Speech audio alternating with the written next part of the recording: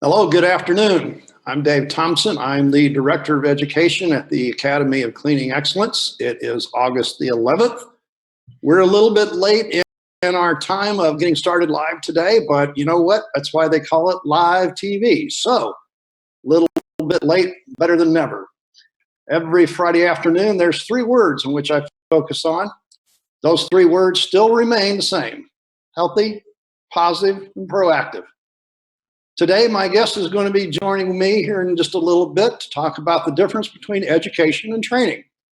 You know, we believe that there is a value in both of these things. There is a difference, and we're going to explore the differences between those while we still talk about an issue that's really one of the big issues in the cleaning industry, that is floor care.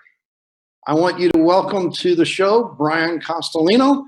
I believe, Brian, you are with us finally, not on your problem, on ours, but we've all gotten here finally this afternoon. Thank you for pointing that out, Dave, that it wasn't a technicality on my end, because everybody that knows me would probably be blaming me right now that the technology was my fault. Yeah, well, I just wanted to point out that, Brian, it's not on your end, it's on our end, but you know, hey, that doesn't make a difference. We're here and we're going to go for it. I want you to explain who you are and your experience in the industry. It's your first time on our show, and we welcome you. So let the audience kind of know who you are and why they probably should listen to you. Well, I don't know if what I'm about to say is to give them a reason why they should listen to me, but we're based down here in Atlanta, Georgia. I work with my father, Phil. He has 50 years plus experience in the industry, in the cleaning industry. I only have 25 years, but I kind of bring a unique perspective to our industry. I started in the business when I was about 16 years old. We had a family distributorship in Michigan, so I did everything from learning the products, picking the orders, making deliveries, all the way up until I got promoted to go make sales calls because one of our salespeople quit on us. So that was how I got started. But the unique part is I've spent the majority of my 20 plus years on the manufacturing side. So I've covered the East Coast to the West Coast, had the privilege of experiencing many different manufacturers in different parts of the world. And hopefully I found a final home here in Atlanta, partnering with my dad, working on growing our little business here in Atlanta, Georgia. Well, I think if I remember right, also your grandfather was in the business, so that makes you third generation, if I remember. It is, and I think there's a funny saying in our industry that the first generation buys the business, the second one grows it, and the third one runs it into the ground. So hopefully that doesn't hold true in this case. Well, I mean, hey, if that were true, you wouldn't be on the show with us today doing something nobody else is trying to do. Knock on wood and hope that's the case. Well, I'm going to go with that, Brian. So the thing is that, you know, I think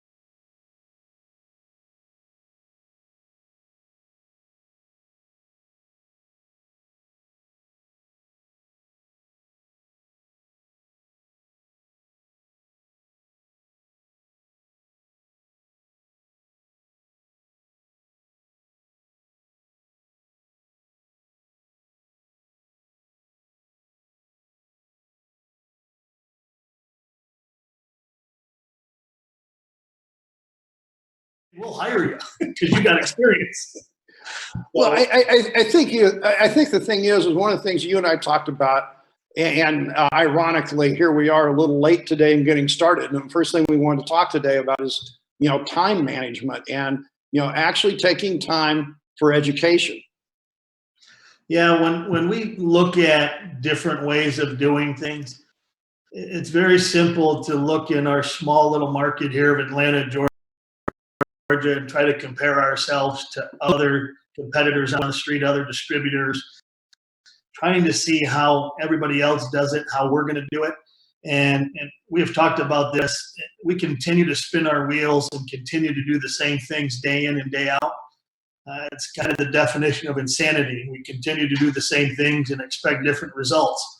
I've heard that before. Yeah, one of the reasons that I'm enjoying this experience and we're jumping in with both feet for this educational experience and how to train our customers is this is bringing me out of my comfort zone. This is forcing me to do something different other than spinning my wheels and running to that customer, putting out a fire, and running to this customer and handing out business cards. This is a more consistent way to get our message to our customers.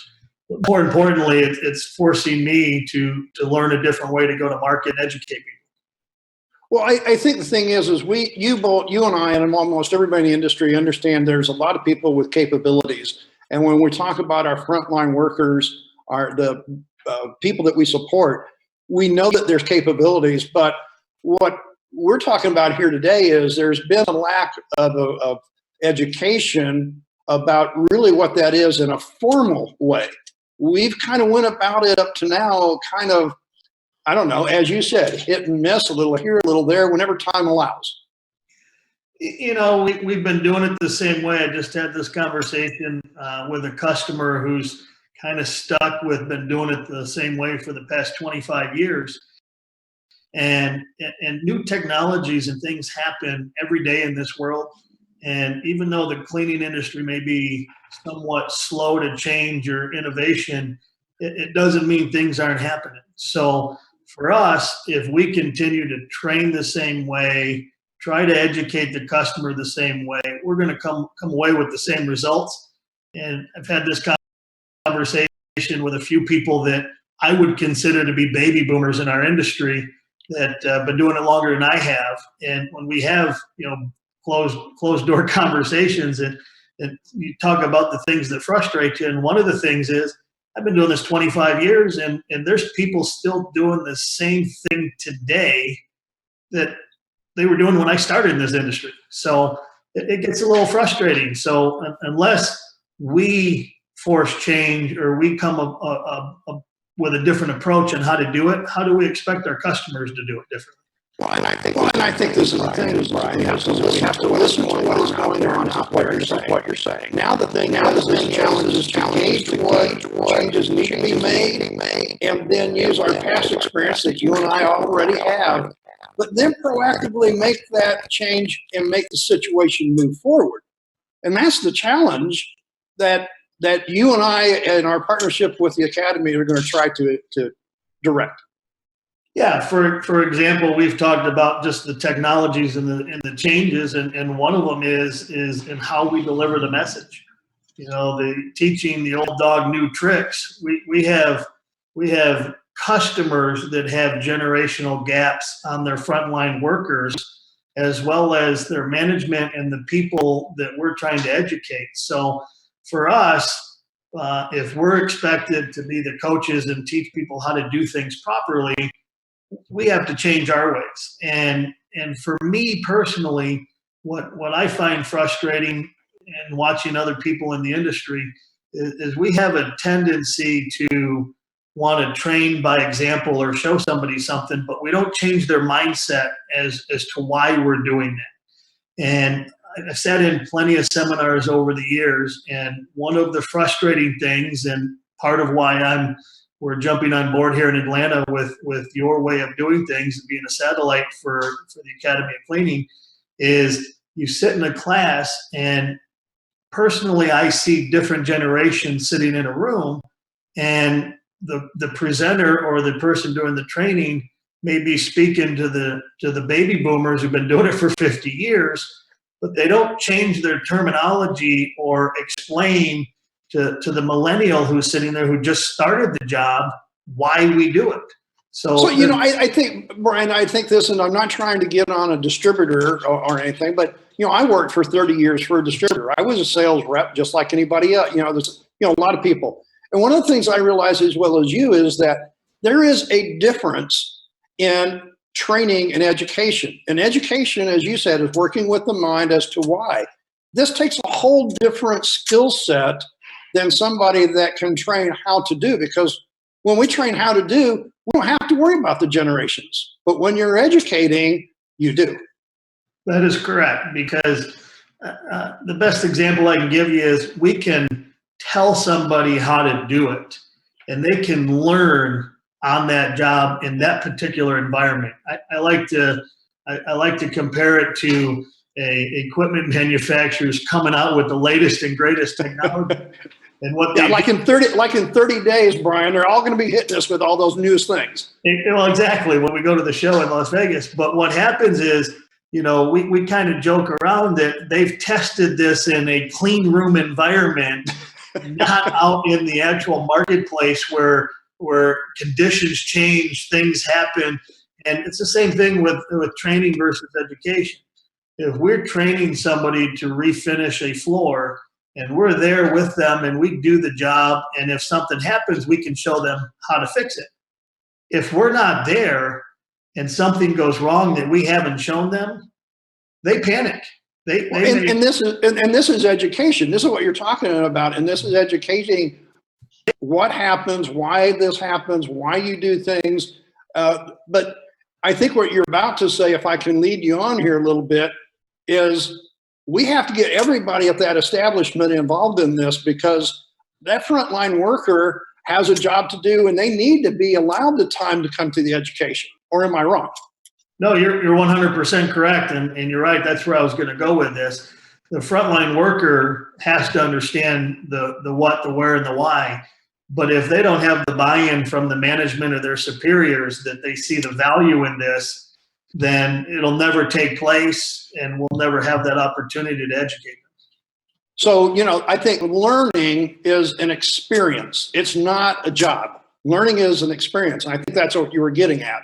We have to make it interactive. We have to make it exciting. We have to make it workable for all the generations. So we have to look at that.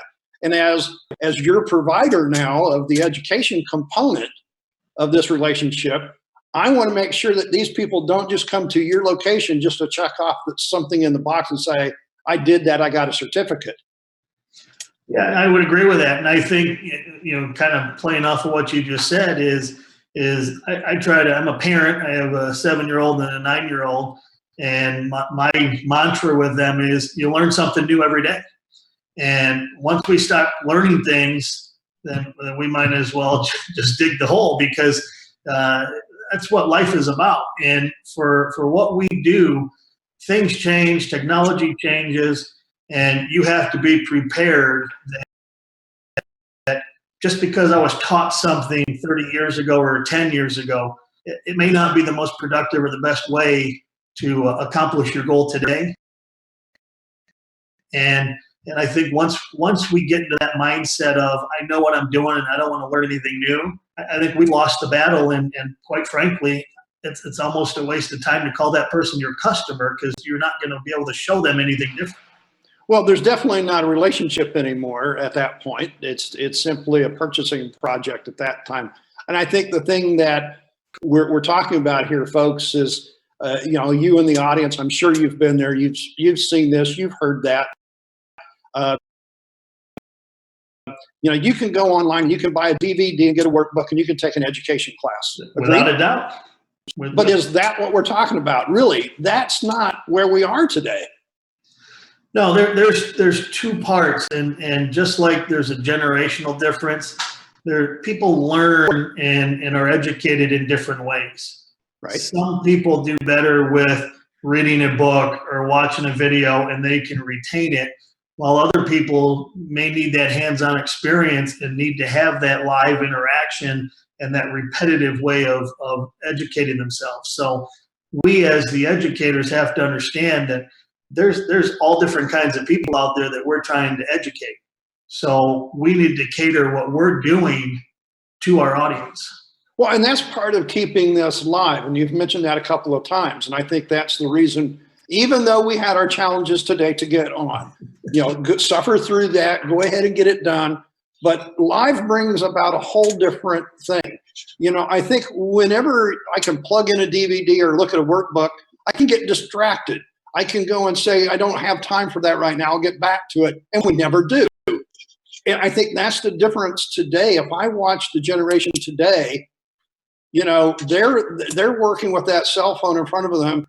And I mean, I saw a guy riding a bicycle and watching something on his cell phone as he was riding a bicycle.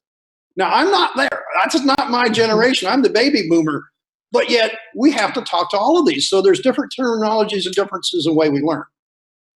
Exactly right. I think not only the delivery mechanism for how we educate people, but the way we talk to the people. You know, there's a lot of customers I'll walk into, and if I'm going to do a hands-on seminar presentation, I may have the group of baby boomers who've been there for 10, 15, 20 years. There's going to be a few people in that middle generation that I'm at the tail end of. But then you're going to have some brand new people that are fresh out of school looking for a paycheck.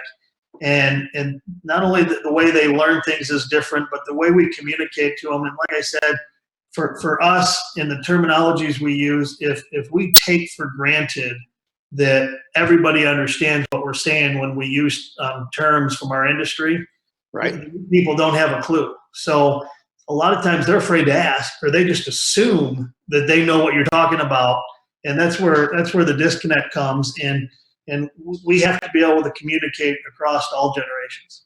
Well, and I think there's three distinct generations that we're currently working with. I think we have a new one getting ready to come up. They're not quite in our environment yet.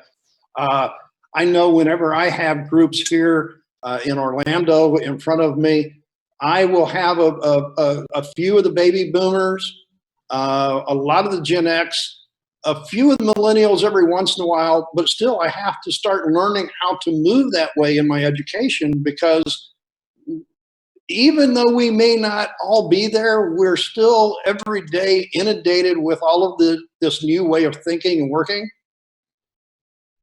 Without a doubt, as I've said to you before, when we started this venture with you, Dave, and learning this, you and I had a conversation on Saturday about our upcoming seminar next week, and we got off the phone, and the first thing I did is I felt panicked. I felt anxiety. How am I going to get this done?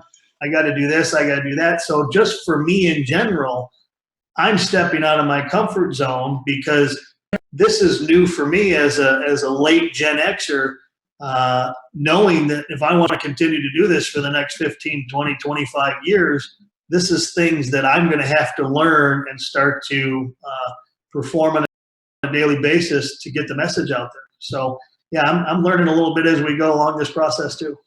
Well, and that's good, because that's what you said. We all have to learn. This is education all the way through. And I can guarantee you there's nobody that has this magic ball that knows exactly what we're doing. We're kind of going in an uncharted territory here. We don't have a roadmap yet to follow.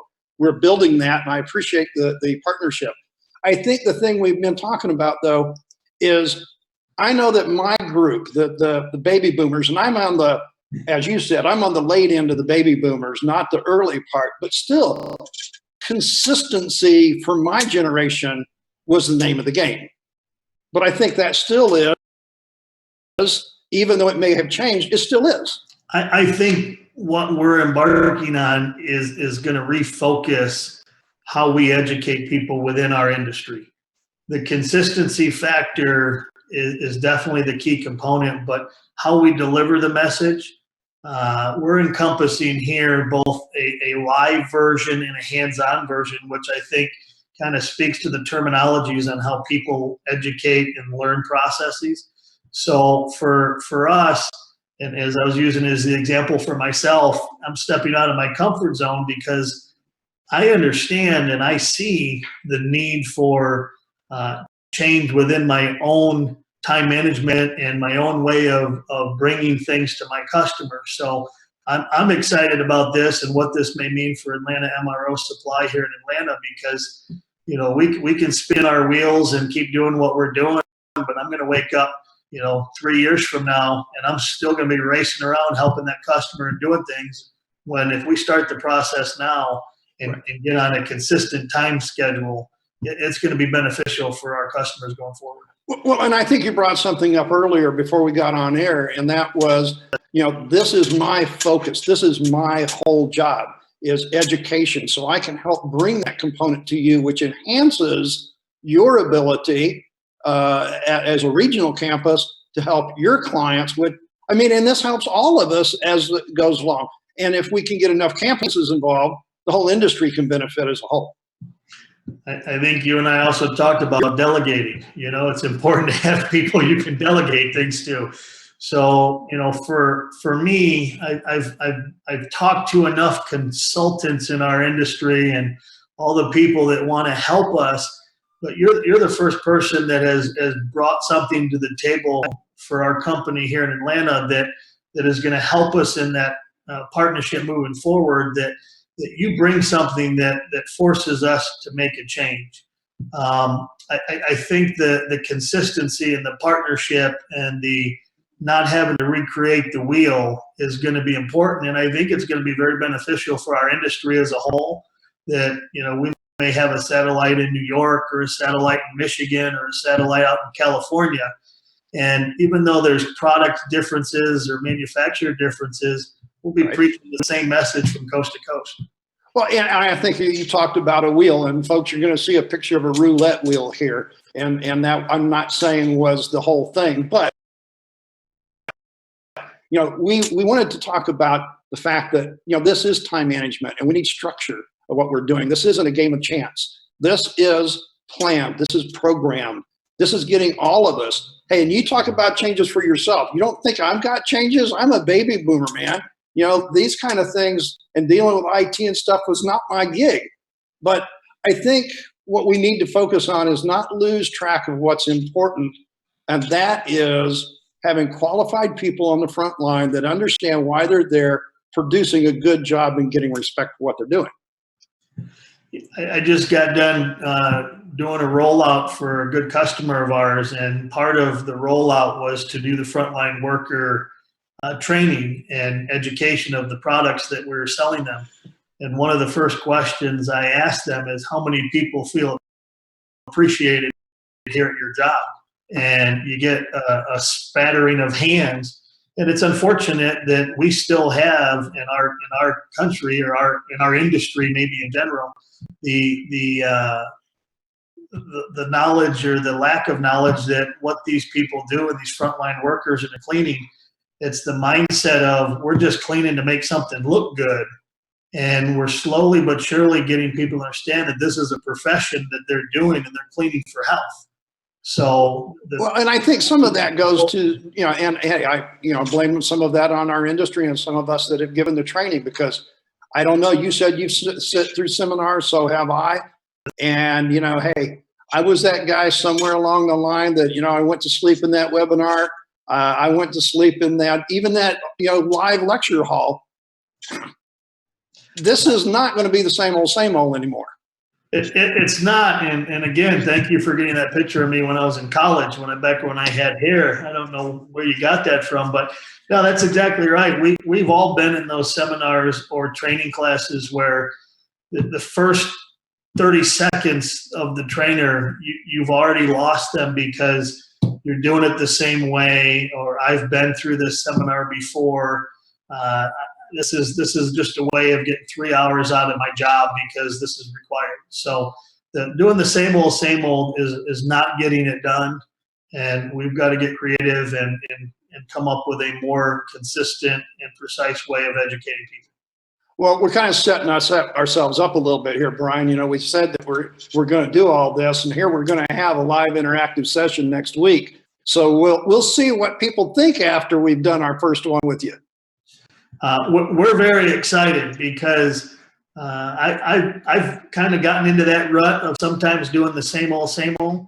And for us, we've got some customers signed up that are very excited and are looking forward to seeing it done a different way. So we're going to be the first ones here in Atlanta to bring this to the marketplace. And we're looking forward to see how successful it is and where it goes from here. Well, and that's to bring the live presentation, which is, us talking in real time, not on a recording. You're going to be there facilitating the hands-on portion, how we can blend the two of those together and work with all of the generations and bring true forward-thinking knowledge and education to them. I think this is what would help our end user clients, because I believe you sent me a picture and I couldn't help but look at it, Brian. And I'm like, my first view of it was, it's a nice shiny floor. And then I looked at it and I'm going, wait a minute, there's streaks all the way through this floor. This had to be what? Well, it's interesting because you're right. To the average person, when they walk into a facility, if they see the lights reflecting off the floor, they think, wow, look at that floor. Yeah. And anybody that is a professional or anybody's been doing it more than 5 minutes, when you look at the details, you can see that something went wrong here. And it's a matter of this is a potential customer that we're going in to try to talk to. And first thing I noticed was the floor, and the guy that is in charge of facilities just shrugs his shoulders and says, man, we're using the same stuff we used last year. We're going through the same procedure. It's the same guys that we did last year. And he just doesn't have the answers. So I think that kind of goes back to the training versus education. We can show you how to do it till we're blue in the face. But if something goes wrong and you don't know how to solve that problem, these are the results you're going to get. Well, and I think if you can, maybe that's where we need to get him into class next week, and maybe we can find out the why. I can assure you my father's on the phone with that guy right now. Well, I think this is the whole thing. We said we were going to talk about floor care. So Atlanta MRO and the Academy are presenting this class next Thursday, the 17th. It will be from 9 until 4 Eastern time. We're going to put up a link for you so that you can join the class. You know, I think that's the whole thing about getting people involved is just getting them to take time off from their day. I mean, the cost of the program is not that expensive. It is, and we recognize it's taking time away from the job and actually committing to it. I think that's the important part that we talked about earlier, is getting buy-in from everybody from top to bottom within a customer.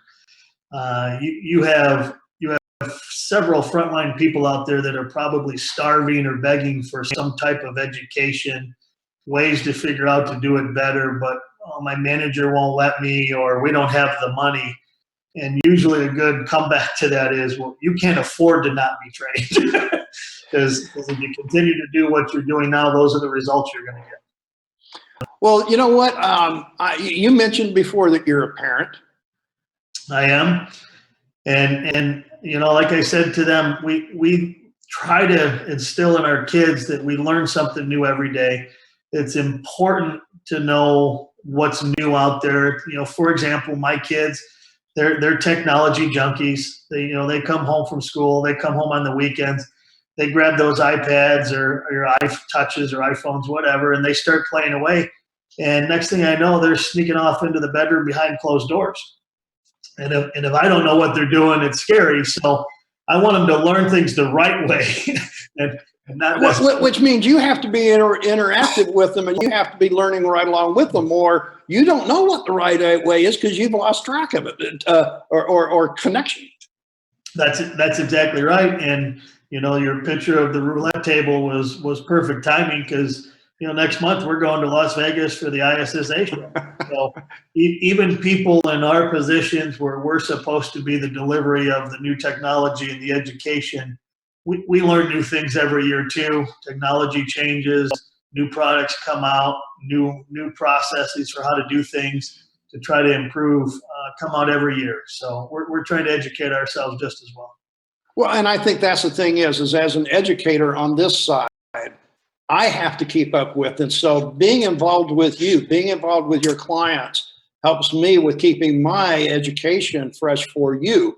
We try to put out a great product for you, but if we're not interacting and we're not working with those clients all the time, we're not going to keep our product for you focused and right, which means, we all fail in the long run. And so I think that's what's going to be great about this whole thing as we move forward through the rest of this year and into next. We couldn't agree with you more here in Atlanta. We've had one experience where you came up and did a live hands-on presentation with us where we got to go around the racetrack pretty fast and enjoyed ourselves. None of us will forget that. While we did that. It was unique because, we were able to incorporate some fun activities and it kept the people awake past lunch. So that was very important. But for us moving forward, we're very excited about the partnership with the Academy of Cleaning. We're looking for new ways to educate and deliver the message. We're hoping that, like any business, that this will bring value to our customers, that they'll be excited about partnering with us going forward. We're personally looking to do monthly seminars, monthly trainings, monthly educational programs, anything that we can do to constantly put that touch to our customers and provide something. Not every customer is going to need carpet care training. Not every customer is going to need hard floor training. Every customer is going to need something different. So the more we throw at them, the more we put out there and can hit their hot button issues, the more successful we'll be. And I think it's very important. And didn't talk about this, but we talked about educating people from California to New York. People move. People go from job to job. And one of my good customers right now, he moved to Atlanta recently, and he's still starving for education, even though he came from another state and has been doing his job for 10 years. So, well, I want to say thanks, Brian, for being so enthusiastic about it, because I think this is the whole thing, is being part of a national program that we're building and that will be supportive of each region, because each region does have certain things that need to be taught there. But the basis is still there, and it's all about health. It's all about moving forward, doing something positive. We hear enough negative out there in the industry. Let's show that we have something. And back to one of the things you said earlier, we do want people to have pride. We do want them to have respect for their job. And that's what we're going to build with this. Brian, I thank you for being on the show today and helping us with it, even though we had our difficulty. If you've been watching the program live, thanks for staying with us. And if you're watching in the recording, well, hey, being late didn't bother you at all. So, you're one of the first campuses, Brian. We've got 4 others here in Florida. So that means we've got 5 campuses right now with the Academy of Cleaning Excellence. If you go to our website, that is the academyofcleaning.com. That's our website. You can find any of our live classes. We have some online ones. And you know what, which we didn't talk about today, is our upcoming Master's Certification Cruise to the Bahamas. Now, if you want to think outside the box, folks, come and cruise the Bahamas with us. Get your certification from ISSA for a master's class. There's nothing like it on the planet today, and we're the only ones that have it. So we all have Facebook pages. We have them here. Atlanta MRO has theirs as well. Like and share our Facebook pages. We all like that social media thing. The other thing is for those that don't do book, go to LinkedIn. For those entrepreneurs out there that want to keep us with what we're doing, go to our Academy page on LinkedIn. Now, as you already heard us talk about, we're going to be in ISSA here in, roughly 30 days from today, actually. I just thought of that. The 11th through the 14th, we're going to be in Vegas at the ISSA show. Now, the Academy of Cleaning Excellence is going to be on the showroom floor for the first time. Come to booth 408. You can meet me there. Angel, my bilingual instructor, will be there. He'll talk to you in Spanish. I'll just listen. I also have a schedule page because, hey, I don't know about you, Brian, but we're all kind of looking ahead of time, trying to schedule our time so that we get the most of it when we're there. Have you got your scheduler up yet? We have just started putting that in the works now, so we're working on it. So I've got my schedule page here. So if you want to meet with me while I'm in Vegas and talk about how you can become an Academy of Cleaning Excellence regional campus, be glad to talk with you about that. Now, next Friday, a previous guest is going to come back. His name is John Norwatt.